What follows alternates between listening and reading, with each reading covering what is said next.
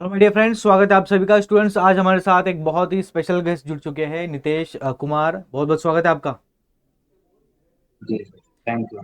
चलिए, हमारे व्यूवर्स को बताइए कैसा फील किया आपने जब आपको पता चला कि जैम मैथ्स 2025 क्वालिफाई हुआ आपका। बहुत बढ़िया फील हुआ जी। आपके पेरेंट्स का क्या रिएक्शन था? बिकॉज आपकी बहुत मेहनत मेहनत इसके पीछे है। So what was their reaction? बहुत बढ़िया रिएक्शन था हमारे पास। चलिए, तो हमारे व्यूवर्स को बताइए, आपने प्रिपरेशन कब स्टार्ट किया, कितने महीने का स्पैन रहा, और किस तरीके से आपने तैयारी की थी जैम की। तैयारी तो हम एक साल पहले से कर रहे थे, लेकिन अगला साल हम दिए थे तो उस टाइम पे नहीं हो पाया था, तो एक साल का ड्रॉप लेके इस बार किए तो फिर यानी कि हो गया। चलिए, हमारे व्यूवर्स को बताइए, आपने जब जैम की तैयारी की तब क्या क्या कठिनाई आई, क्या क्या चैलेंजेस आए, और इनको कैसे ओवरकम किया आपने। चैलेंजेस तो बहुत सारे आए सर, क्योंकि हमने सारा सेल्फ स्टडी और जो भी यूट्यूब वगैरह से ही पढ़ के सारा चीज किया। क्या क्या कठिनाई आई? बिकॉज आपने बीएससी करके पैरेलली सेमेस्टर की पढ़ाई करके जैम की तैयारी हाँ। करना इतना आसान नहीं है। तो बताइए हमारे व्यूवर्स को डिटेल में, और किस तरीके से आपने इनको बैलेंस किया। कठिनाई तो आई, लेकिन अब सोचे थे कि करना है तो एमएससी करना है बढ़िया कॉलेज से, तो इसलिए तो आई आई बिकॉज बहुत सारे मैथमेटिक्स में एग्जाम्स है, एमएससी एंट्रेंस है, सीयूईटी है। Why IIT JAM? क्यों आईआईटी जैम आपने ऑप्ट किया? क्योंकि इसमें अ, थोड़ा कम इसमें कंपटीशन रहता है, प्लस अपॉर्चुनिटी ज्यादा है, इस कारण से सोचा। All right. तो हमें बताइए व्यूवर्स को, बिकॉज आईआईटी में एंट्री करने के दो चांसेस आते हैं, ठीक है। हर एक स्टूडेंट को दो चांसेस मिलते हैं, या तो जेई के थ्रू या तो आईआईटी जैम के थ्रू। तो क्या आपने जेई के जी थ्रू ट्राई किया था इससे पहले?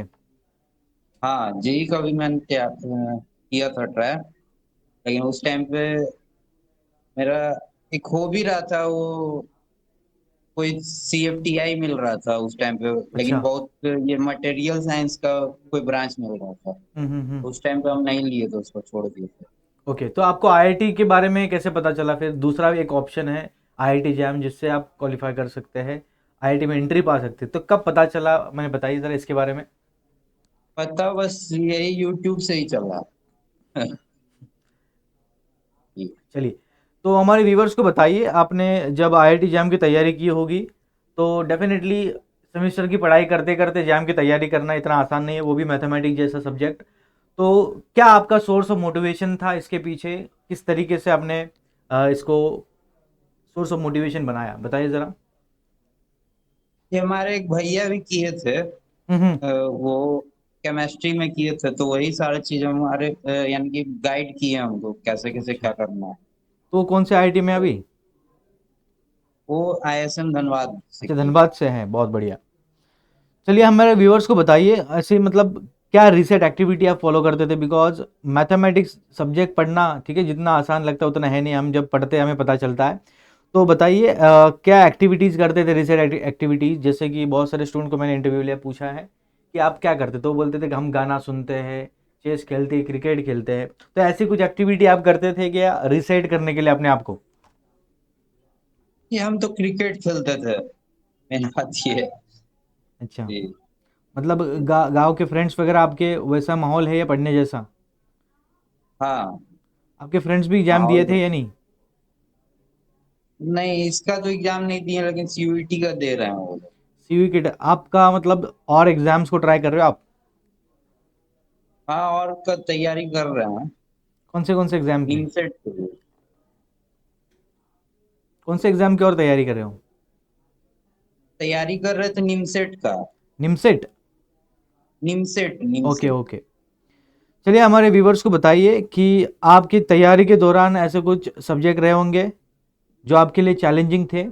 तो ऐसा कोई सब्जेक्ट रहा है कि चैलेंजिंग था, जिसको प्रिपेयर करने आपका ज़्यादा समय भी गया है, आपको फ्रस्ट्रेशन भी हुआ एक स्टेज पे? ऐसा कुछ हुआ था आपके साथ जो चैलेंजिंग था?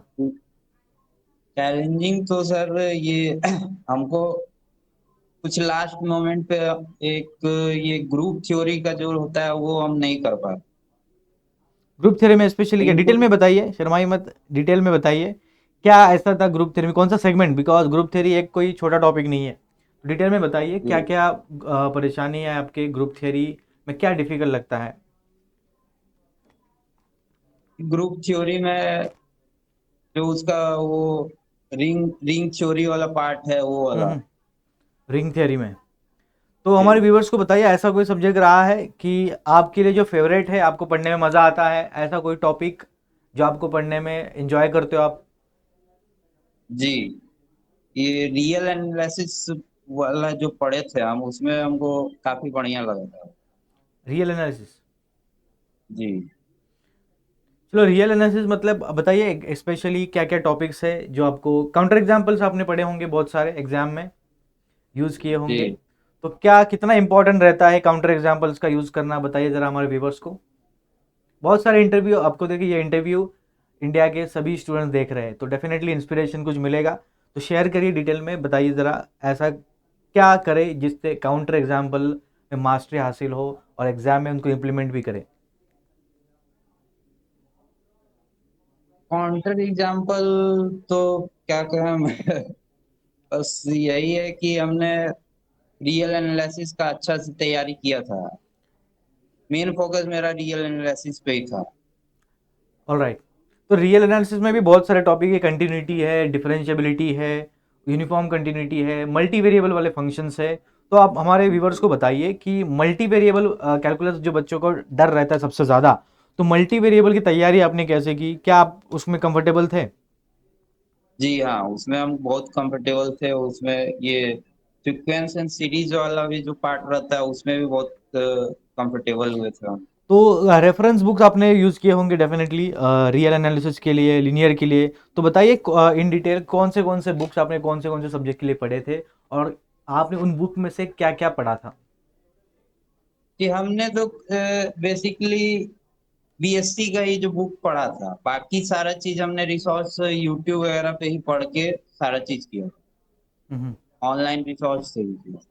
तो यूट्यूब आपने आईएफएस के भी यूट्यूब चैनल्स पे बहुत सारे सेशन देखे होंगे, तो हमारे व्यूवर्स को जी, बताइए किस तरीके से यूटिलाइज कर सकते हैं हमारे यूट्यूब सेशन, जैसे कि आपने देखा होगा एक महीना जब बचता है, लास्ट के 2 महीने बचते हैं, हम मैपिंग सीरीज लेके आते हैं, वन शॉट सीरीज लेकर आते हैं, तो वो कितना महत्वपूर्ण है स्टूडेंट्स के लिए और किस तरीके से यूटिलाइज कर सकते हैं। वन शॉट तो बहुत बेनिफिशियल होता ही है, लेकिन उससे पहले आपको एक बार सारे चैप्टर अगर पढ़े हुए रहते हैं तो उसमें और ज्यादा फायदा होता है। क्या कि हम जो है वन शॉट एक बार पढ़े थे, कोई सर थे उनका, लीनियर अलजेब्रा के विकास सर थे यानी क्या, कि आप। विकास सर हाँ, थे। विकास है। अच्छा, जी, लीनियर अलजेब्रा। तो विकास सर का तो मतलब लीनियर कैसा पढ़ाते थे, बढ़िया पढ़ाते थे। जी, तो और बहुत कोई, बढ़िया। और कौन से फैकल्टी से आपने यूट्यूब पे पढ़ा है, बताया ज़रा, और कैसे हेल्प किया उन्होंने। जी, फैकल्टी पे आपके ये आईएफएस से भी पढ़े थे, और एक है ये सब्जेक्ट बताइए, मैं बताता हूँ क्या फैकल्टी। उसका ना, सृष्टि नाम है, सृष्टि मैम नाम है अच्छा उनका। अच्छा। श्री भूमिया करके चैनल है। अच्छा अच्छा। जी, चलिए उनसे भी हमारे, बहुत यस हेल्प यस, हो।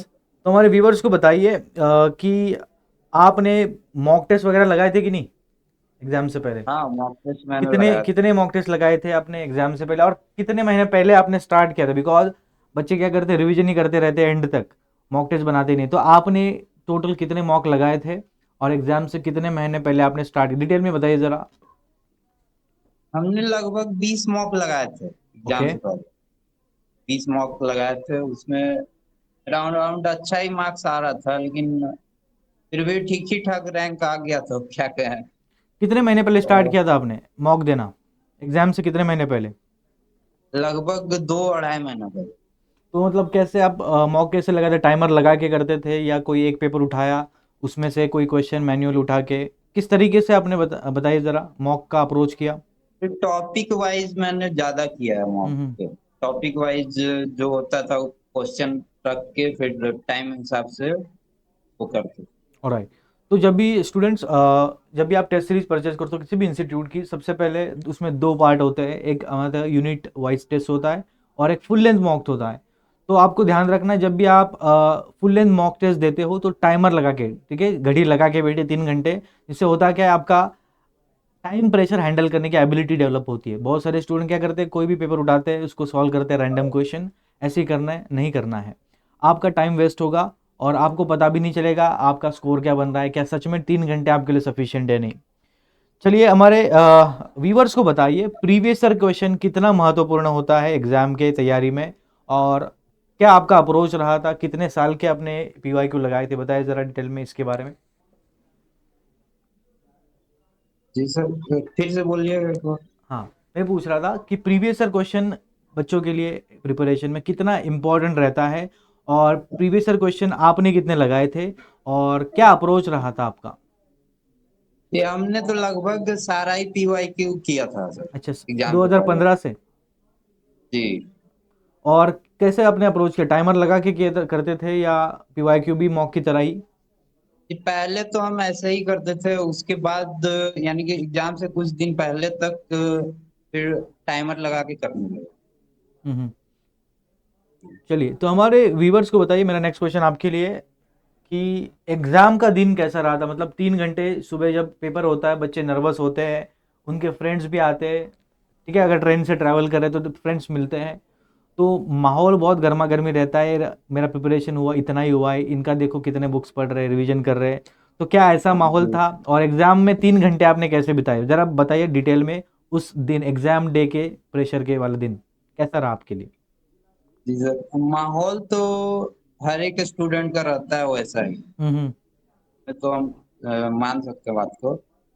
और जहाँ तक मेरा बात है, एक बार हम पहले एग्जाम दिए थे, ओके। उस टाइम पे हम सेकेंड ईयर में थे। अच्छा, जी, तो तो हमारे हमको स्टूडेंट्स को बताइए कि 3 घंटे आपके कैसे बिताए अपने एग्जाम हॉल में, कौन सा सेक्शन पहले किया, कौन सा बाद में किया, किस तरीके से आपके 3 घंटे बीते। जी, हमने तो फर्स्ट में सेक्शन सारा, हमको जो पहले ये ऐसा आता था कि यानी कि मुंह पे जिसका आंसर है उसको पहले हमने किया। हम्म। उसके बाद जिसमें हमने देखा कि इसमें थोड़ा टाइम लगेगा, उसको सेकेंड राउंड में किया, और फिर उसी हिसाब से किए हैं। और टाइम तो बीत ही गया, टाइम तो बनाते बनाते टाइम ही। आपको सफिशिएंट रहा 3 घंटे, या कम पड़ा। हाँ, सफिशिएंट तो था। सफिशिएंट था, ऑल राइट। तो हमारे व्यूवर्स को बताइए कि आपने जो आईआईटी जैम में जो सक्सेस हासिल किया है, उसका क्रेडिट आप किसको देना चाहोगे। ऐसा कोई इंसान, व्यक्ति आपके लाइफ में जिसको आप ये डेडिकेट करना चाहोगे, घर में पेरेंट्स है, ठीक है, आपके फ्रेंड्स, ऐसा कोई एक इंसान। कि हम क्रेडिट तो सर कुछ यूट्यूब के रिसोर्स देने वाले को ही देना चाहेंगे सर, अच्छा। क्योंकि हमने बेसिकली कोई कोचिंग हम्म। पकड़ के वैसे तैयारी नहीं की। हम्म। हमने यूट्यूब से ही किया, आपके चैनल पे भी हमने किया, लीनियर अलजेब्रा का सारा जो भी है तैयारी आप ही के चैनल से बनी। ओके। रियल एनालिसिस के लिए हमने प्री भीमिया के चैनल पे सृष्टि मैम से हमने तैयारी किया। ओके, चलिए बहुत बढ़िया। अभी आईआईटी जैम मैथमेटिक्स तो कॉन्कर्ड हो गया, ठीक है, एक माइलस्टोन रहता है सभी जो मैथ्स के एस्पायरेंट उनके लाइफ में। तो व्हाट नेक्स्ट, आगे क्या फ्यूचर प्लान्स है, क्या करना चाहते हो आप भविष्य में। ये हमारा तो प्लान कुछ ये टेक्निकल फील्ड में ही जाने का है, इंडस्ट्रियल फील्ड में या टीचिंग में जाना है, इंडस्ट्रीज में, क्या है आप करना चाहोगे आप। इंडस्ट्रियल फील्ड में ही अच्छा, जाना। इंडस्ट्रियल फील्ड में जाना, टीचिंग अच्छा नहीं लगता आपको। टीचिंग टीचिंग बढ़िया है, है। रिसर्च है, बहुत सारे, मैथमेटिक्स एक ऐसा फील्ड है, बहुत सारी अपॉर्चुनिटीज़ है। हमें फ्रेंड्स में जी इतना पता नहीं चलता कि बस टीचिंग में जाना है या कंपनी में काम करेंगे आगे जाके, बट बहुत सारे वाइड एप्लीकेशंस है, स्कोप है। तो आप इंडस्ट्री में जाना चाहते हो।